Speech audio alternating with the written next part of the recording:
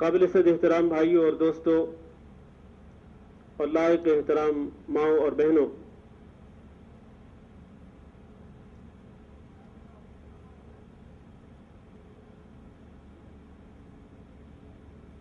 قرآن مجید کی تلاوت کے ساتھ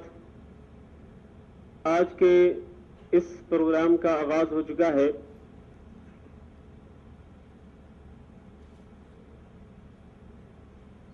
یہ پروگرام عازمین حج کے لیے خاص طور پر منعقد کیا جا رہا ہے۔ وہ خوش نصیب حضرات، وہ سعادت مند حضرات کہ جنہیں اللہ رب العزت اس سال فریضہ حج کی ادائیگی کا موقع دے رہا ہے۔ جو حضرات حج کے لیے تشریف لے جا رہے ہیں ان کے لیے ہدایات اور ان کے لیے پروگرام کی تفصیل اور ان کے لیے حج کے متعلق کچھ احکامات، کچھ آداب سفر، یہ مقصد ہے آج کے اس پروگرام کو منعقد کرنے کا۔ میرے بھائیوں اور میری بہنوں، جیسے کہ آپ جانتے ہیں کہ حج بیت اللہ اسلام کے بنیادی ارکان میں سے ایک رکن ہے۔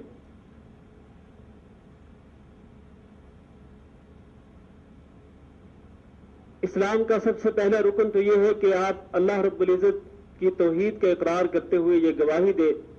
کہ اللہ کے سوا کوئی معبود برحق نہیں اور حضرت محمد صلی اللہ علیہ وسلم اللہ کے رسول ہیں،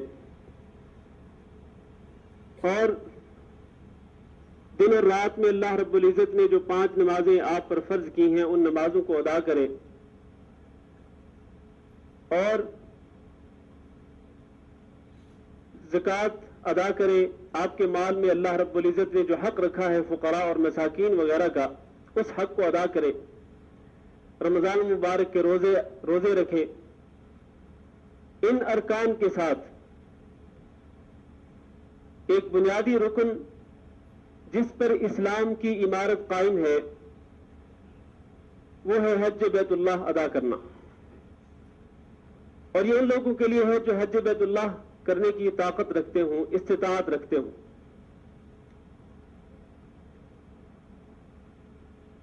اور رسول اکرم صلی اللہ علیہ وسلم نے لوگوں کے سامنے خطاب کرتے ہوئے حج کی فرضیت کو بیان فرمایا، اور آپ نے فرمایا کہ لوگوں، تم پر اللہ تعالی نے حج کو فرض کیا ہے۔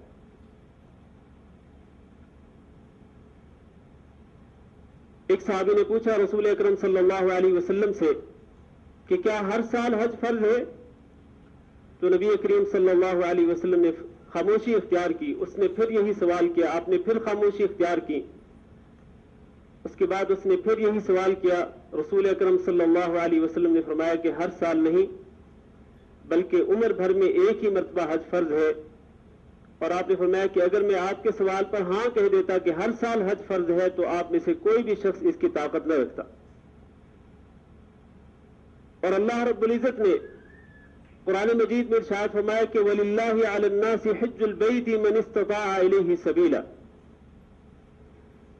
کہ اللہ تعالیٰ کا لوگوں پر حق ہے کہ وہ حج بیت اللہ کرے۔ کون؟ من استطاع الیہ سبیلا، جو اس کی طرف جانے کی استطاعت رکھتا ہو، یعنی بدنی جسمانی طاقت بھی رکھتا ہو اور مالی طاقت بھی رکھتا ہو۔ جسمانی طور پر وہ یہ سفر کرنے کے اہل ہو، اس کی طاقت رکھتا ہو، اور مالی طور پر حج کے مصاریف، حج کے خرچے برداشت کر سکتا ہو، اس پر اللہ تعالی نے حج فرض کیا ہے۔ اور حج جب فرض ہو جاتا ہے کسی بھی مسلمان پر تو پھر اس کے لیے ضروری ہوتا ہے کہ وہ پہلی فرصت میں حج بیت اللہ ادا کرے، اور اللہ تعالیٰ کا یہ فریضہ فوری طور پر ادا کرے۔ اس میں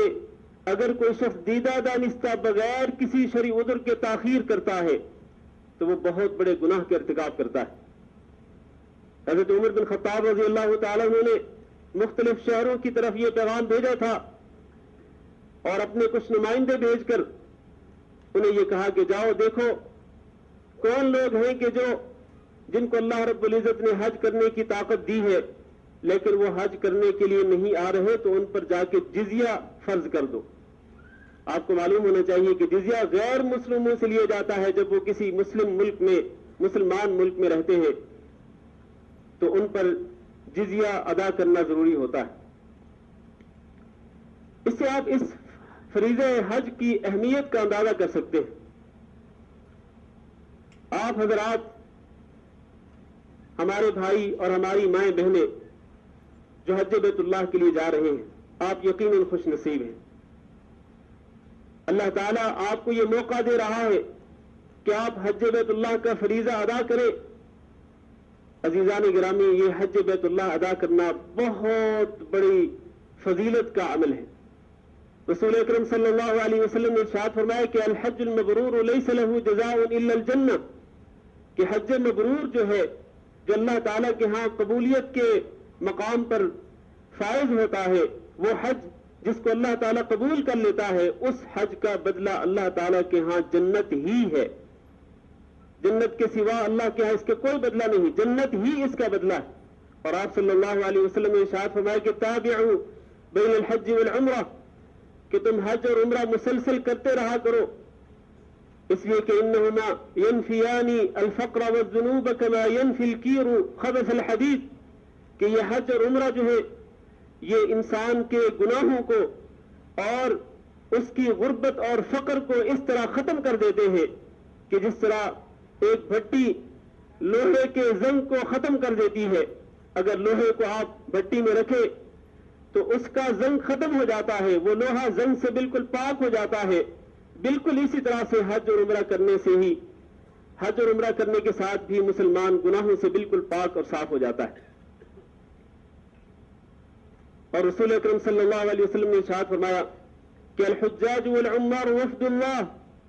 کہ حج کرنے والے اور عمرہ کی سعادت حاصل کرنے والے لوگ یہ اللہ کے مہمان ہوتے ہیں، کہ اللہ رب العزت نے ان کو بلایا کہ آؤ حج بیت اللہ کی ادائیگی کے لیے۔ انہوں نے اللہ کی پکار پہ لبیک کہا، لبیک اللہم لبیک کہتے ہوئے یہ میرے گھر میں آئے، اللہ تعالیٰ کے گھر کی طرف آئے۔ اللہ تعالیٰ ان کو اپنا مہمان قرار دیتا ہے، اور پھر اللہ تعالیٰ فرماتا ہے کہ میرے مہمانوں، تم جو کچھ مجھ سے مانگو گے میں تمہیں عطا کروں گا، تم جو مجھ سے دعا کرو گے میں تمہاری دعا کو قبول کروں گا۔ اور رسول اکرم صلی اللہ علیہ وسلم نے ارشاد فرمایا کہ من حج فلم يرفث ولم يفسق رجع كيوم ولدته امه، جو شخص حج بیت اللہ کرتا ہے اور حج بیت اللہ میں وہ بے حیائی سے پرہیز کرتا ہے، اجتناب کرتا ہے ہر قسم کی بے حیائی سے، اور وہ اللہ تعالیٰ کی نافرمانی نہیں کرتا، کسی گناہ کا ارتکاب نہیں کرتا۔ حدیث کو ذرا توجہ کے ساتھ سنیے گا، کیونکہ آپ حج کے عظیم سفر پر روانہ ہونے والے ہیں، اور یہ توقع اور یہ امید رکھ کے جا رہے ہیں کہ اللہ تعالیٰ ہمارے گناہوں کو معاف کر دے گا۔ تو گناہوں کی معافی کے لیے دو شرطیں رسول اکرم صلی اللہ علیہ وسلم نے ذکر فرمائی کہ حج بیت اللہ کیا، اور پورے حج بیت اللہ کے دوران، حج کے سفر کے دوران جانے سے لے کر واپس آنے تک لم یرفث، اس نے اپنی زبان کو بے حیائی پر مبنی گفتگو سے بچایا اور بے حیائی پر مبنی کوئی کام نہیں کیا، اور وہ اللہ تعالیٰ کی نافرمانی سے اجتناب کرتا رہا، اللہ کی نافرمانی نہیں کی، گناہوں سے بچتا رہا۔ رجع کیوم ولدته امه، تو یہ شخص جس نے اس طرح حج بیت اللہ ادا کیا، یہ حج بیت اللہ کے بعد اس طرح اپنے گھر کو واپس لوٹتا ہے کہ جس طرح ابھی اپنی ماں کے پیٹ سے گناہوں سے بالکل پاک صاف پیدا ہوا۔ یہ فضائل حج بیت اللہ کے، اور اس کے علاوہ دیگر کئی فضائل جو آپ بار بار سنیں گے حج بیت اللہ کے دوران، وہاں مکہ میں رہائش کے دوران اور پھر مناسک حج کی ادائیگی کے دوران، یہ فضائل اور یہ احکام آپ کو بار بار بتائے جاتے رہیں گے۔ جو آپ کے ساتھ مرشد ہوں گے،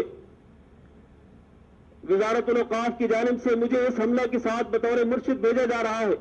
اور اس کے علاوہ محترم مولانا عبد الخالق صاحب بھی اس حملے کے ساتھ بطور مرشد ہی ہوں گے۔ تو ان مرشدین کی زبان سے آپ یہ حج بیت اللہ کے فضائل اور احکام سنیں گے، لیکن میرے بھائیوں اور میری بہنوں، یہاں پر سوال یہ ہے کہ حج بیت اللہ کے عظیم سفر پر روانگی سے پہلے وہ کون سے آداب ہیں کہ جن کا خیال رکھنا ضروری ہے، اور حج بیت اللہ کے سفر کے دوران کن آداب کا خیال رکھنا ضروری ہے۔ میں ان آداب کو اور حج کے متعلق بعض احکامات اور بعض ہدایات اختصار